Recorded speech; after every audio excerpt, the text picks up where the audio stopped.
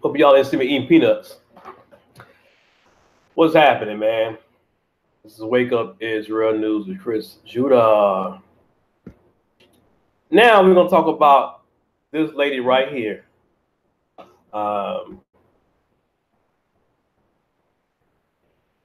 Sarah Rector. She was the richest black girl in the early 1900s.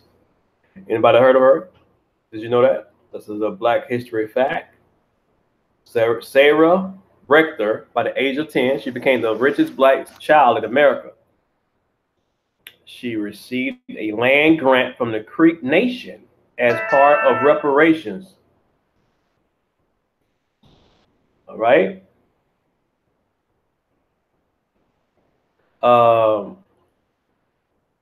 Soon after, oil was discovered on her property. By 1912, the revenue from this oil was $3,071,000 per year, roughly $6.5 million a day. Despite various attempts to steal her land and fortune, Sarah resisted, saying like, hell no, you're not taking my money. She went on to attend Tuskegee University and eventually settled in Kansas City, Missouri, where her mansion still stands. She was the richest black girl in the world, and it's a shame we don't know about her. All right. Now you go over here. This is her home. Right here. Look at that. Look at the house, man. That's a house back then. Way back then, you know? Beautiful home, man. Beautiful home. That was her home back then, supposedly. All right? That's what they saying. She had a nice home. Let me go to this right here. See. That's her as she got older before she died. All right? Here's the article. A little Black history thing. A little Black history fact, you know? Meet Sarah Rector, the 11-year-old who became the richest black girl in America in 1913. Now, they say 1912, 1913. You know, they're going to get the numbers mixed up. But either way, you get the point. Now, let's say something. Now, the Creek Nation, was that like the American Indians? She received a land grant from the Creek Nation as part of reparations. Never heard of that. Creek Nation as part of reparations. She received a land grant from Creek Nations as part of reparations. So they gave black people some reparations back then. They don't really talk about that. Obviously, you know. Right here. That's something to really think about. Be worth $6.5 million today. Born as the daughter of freedmen in 1902, Sarah Rector rose from humble beginnings to reportedly begin the wealthiest black girl in the nation of the age of 11. I'm not going to read all of it, but I want you to get the idea. You can go research it yourself. Rector and her family were African Americans, members of the Muskogee Creek Nation, who lived in a modest cabin in a predominantly black town of Taft, Oklahoma, which at the time was considered Indian territory. But she was a black girl, come from black parents. Following the Civil War, Rector's parents, who were formerly enslaved by Creek tribe members, people won't talk about that, but Native Americans was enslaving black people as well, were entitled to land allotments under the Dawes Allotment Act of 1887. As a result, hundreds of black children or Creek freedmen minors were each granted 160 acres of land as Indian territory integrated with Oklahoma territory to form the state Oklahoma in 1907. Wow. Let's read that again. As a result, hundreds of black children or Creek freedmen minors were each granted 160 acres, hundreds of them, of land as Indian territory integrated with Oklahoma territory to form the state now of Oklahoma in 1907. While lands granted to former slaves were usually rocky and infertile, Rector's allotment from the Creek Nation was located in the middle of the Glen Pool oil field and was initially valued at $556.50.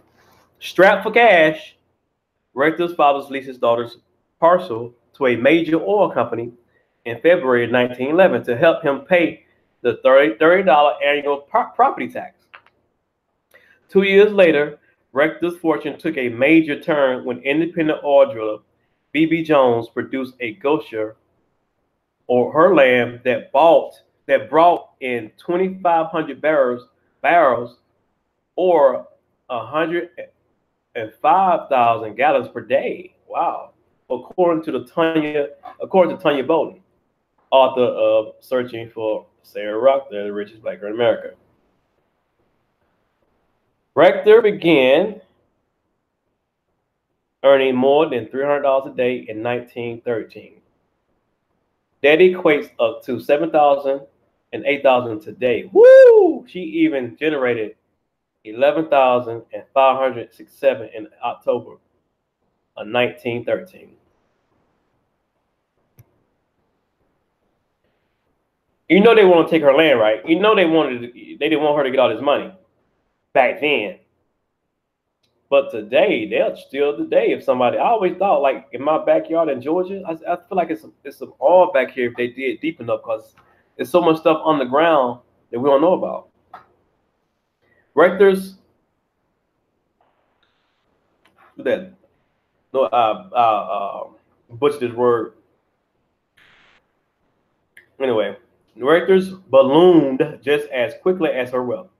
In September 1913, the Kansas City Star local newspaper published the headline, "Millions to a Negro Girl. Sarah Rector, 10-year-old, has income of $300 a day from oil reports, face-to-face Africa." In January 1914, the newspaper wrote, "Oil-made Pickaninny, rich Oklahoma girl with $15,000 a month gets many proposals from white men in Germany want to marry a Negro." Well, they wanted her money, man. Want to marry a Negro child that they might share her fortune. See, this is the thing about this thing. You see what they said? See, you notice how Michael Jackson, when he got rich, he said that those his kids, all his kids look white. All his kids look white. All his money, when he passed, literally went to white people. Every last one of them. All the money that Michael Jackson made went to white people. Right? When an NBA player married a white woman, their wealth, if they die, go to them. So they putting money back into the other people's pockets and not their own people. So these Germans wanted to marry her at that young age. Like Elvis Presley was sleeping with Priscilla, his wife, Priscilla Presley, whatever, when she was 14. He was kissing and all that stuff. They don't talk about that. But Elvis Presley used to sleep with that girl at 14 years old. These people in Germany wanted to marry her with no problem, white men in Germany. They wanted that money. You know? Her fame became widespread and she received numerous requests for loans, money gifts, and 4 marriage proposals. Thank God, man. At the time, a law required Native Americans, black adults, and children who were citizens of Indian territory with significant property and money were to be assigned well-respected white guardians. Look at that. So the white people had to look over your money. You know, you got a lot of black actors, entertainers that have white accountants. You know? And they go broke because sometimes their money not managed right. As a result, Rector guardianship switched from her parents to a white man named T.J. Porter. Now, how did that happen? Concerned with her well-being and her white financial guardian, earlier NAACP leaders fought to protect her and her fortune, according to the report from blackpast.org. All right, now you guys can see where I'm getting at. Look at that. Go down a little bit more. By the time she turned 18, Rector was worth an estimated $1 million, or about $11 million today. She also owned stocks and bonds. Woo, back then. A boarding house, a bakery, and a restaurant in Muskogee, Oklahoma, and 2,000 acres of land. She eventually left Tuskegee with her family and moved to Kansas City, Missouri, where she bought a grand home that still stands today. There, the Rectors eventually moved into a home that was a far cry from the weather-whipped two-room cabin in which Sarah began her life. The home place was a stately stone house. It became known as the Rector's Mansion. Okay, in 1922, she married Kenneth Campbell. He was a brother, the second African American to own an auto dealership. The couple had 3 sons. Thank God they was truthful and were recognized as local royalty, driving expensive cars and entertaining elites like Joe Louis, Duke Ellington, and Count Basie. Never heard of him or her. At their home. They divorced in 1930 and Rector remarried in 1934. Who she remarried? Rector lost most of her wealth during the Great Depression. When she died at 65 on July 22nd, 1967, she only had some working oil wells and real estate holdings. Well, there you have it, folks. There you have it.